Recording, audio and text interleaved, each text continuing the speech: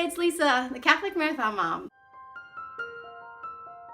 First of all, I want to say a huge thank you to Heather from A Catholic Mom's Life for not only including us all in this collab covering our summer reading book, The Handbook for Catholic Moms by Lisa Hendy, but also for her call to action when she almost reached through my screen and said, be a Catholic YouTuber. Thanks, Heather, for that encouragement and for living your faith authentically. We're covering chapter 1 of this book and I love it already. Right away on page 3, I was highlighting like crazy. This line where she says, we have our husbands to thank for helping us to earn the most important job title most of us will ever hold, Mom. Later, she talks about finding great joy in accepting the fact that the little things I do out of love for my husband may be signs not only of my love for him, but for God who gave me a vocation to marriage and to motherhood. And I love the part where she talked about praying for my husband just as he is. And I had fallen into this trap. Okay, I was saying the words, Lord, bless him, fill him with your Holy Spirit, guide him, help him. But in my mind, I had a bullet point list of what I thought he could do or change or how he could be. And that's not what God's asking from us. And she talks about it here. And she talks about praying for them, for God to not fill his gaps or shortcomings, but just for them in their vocation every day. And then number 4 and number 5 of her points in this first chapter really hit home. And number 4 talks about play together. I was happy to pause and realize how much, through many different circumstances, illnesses, being busy with homeschooling and the home, that I have forgotten to play. My hubby and I have a rich history of play because we not only met in youth group, but we were some pretty awesome Frisbee players.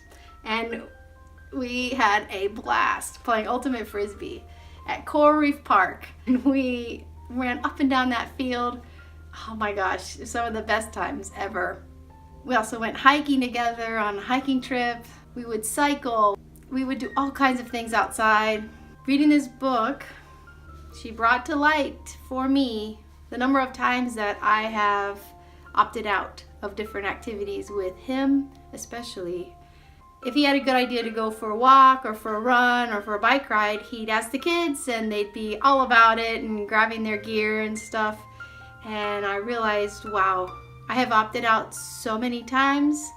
He knows I'm gonna say no. So actually, just yesterday in confession, I brought to the Lord all the hurt feelings I must have caused him for quite a long time now. And I'm sure I'm grateful for God's mercy. I mentioned it to him this morning and thanked him for loving me so much, even through all these times. And we actually went for a run this morning and had coffee on the back patio together. And he smiled so big. That was a blessing.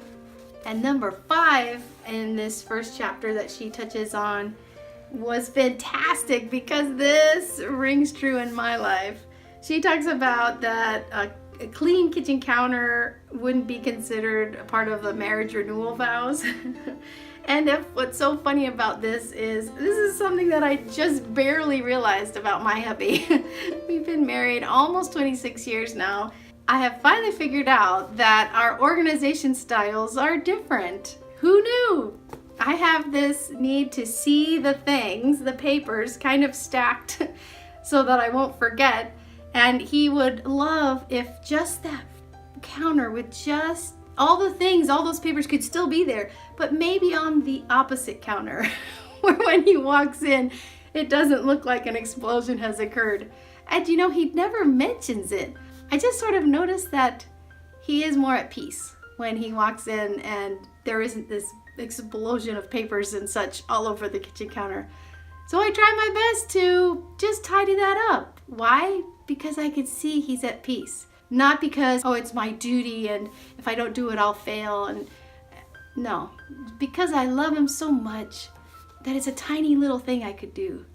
So just as in the mornings when he gets up earlier than I do, and he gets ready for work, he's so quiet with hangers and shirts and stuff. I never hear him.